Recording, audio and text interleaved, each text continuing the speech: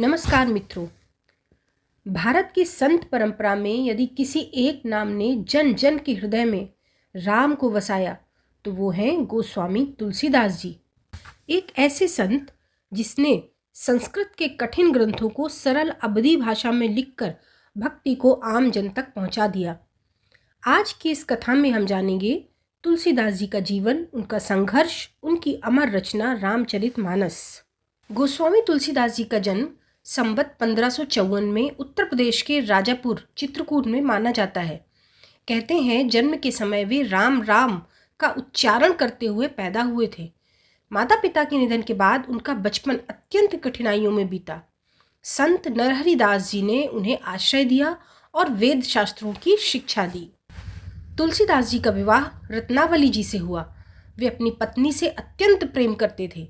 एक बार रत्नावली जी ने उनसे कहा, जितना प्रेम तुम मुझसे करते हो, यदि उतना ही प्रेम श्री राम से करते तो तुम्हारा अवश्य ही उद्धार हो जाता। ये शब्द तुलसीदास जी के हृदय में बहुत गहरे उतर गए।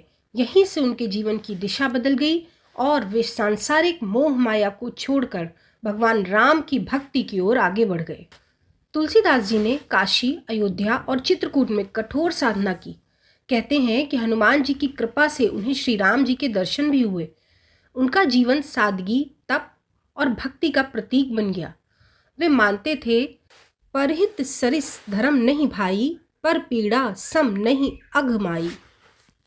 तुलसीदास जी की सबसे महान कृति है रामचरितमानस। यह संस्कृत में नहीं बल्कि अवधी भाषा में लिखी गई ताकि सामान्य लोग भी राम कथा को समझ सकें।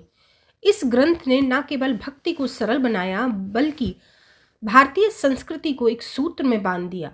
आज भी रामचरितमानस हर घर, हर मंदिर और हर हृदय में जीवित है। तुलसीदास जी हमें सिखाते थे, सच्ची भक्ति में अहंकार नहीं होता, प्रेम और करुणा ही सबसे बड़ा धर्म है। ईश्वर तक पहुंचने का मार्ग सरल और सहज है। उनकी पंक्तियां आज भी जीवन का मार्गदर्शन करती हैं। गोस्वामी तुलसीदास जी केवल एक कवि नहीं थे, वे भक्ति आंदोलन की आत्मा थे। उनका जीवन हमें सिखाता है कि सच्चा प्रेम हमें संसार से नहीं, ईश्वर से जोड़ता है। इन्हीं शब्दों के साथ जय श्री राम, राधे राधे।